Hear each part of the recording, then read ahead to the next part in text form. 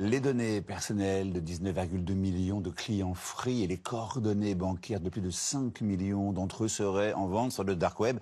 La suite d'une cyberattaque qui a touché l'opérateur télécom. Parmi les coordonnées bancaires, on trouve les IBAN des clients. Alors quels sont les risques et que faut-il savoir? Le point avec Damien Bancal, expert en cybersécurité.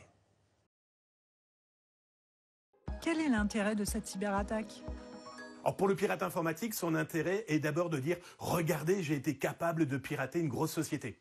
Ensuite, il ne pense qu'à l'argent, ces gens-là. Et donc du coup, il va tenter de trouver des acheteurs, des gens qui ne seront intéressés par exemple que pour les adresses électroniques, des gens qui ne seront intéressés que par les numéros de téléphone.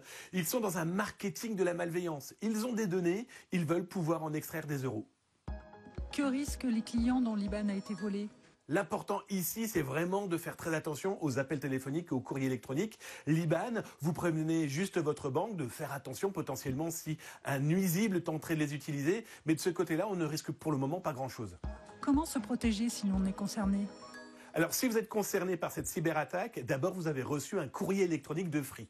À partir de cet élément-là, eh bien, prenez attention à tous les courriers électroniques que vous allez recevoir. Il peut y avoir potentiellement derrière un piège. Même principe pour les appels téléphoniques. Dans tous les cas, si une personne au téléphone vous demande votre mot de passe, vos données bancaires, une seule réponse à lui fournir. Je ne vous connais pas, je ne vous dirai rien.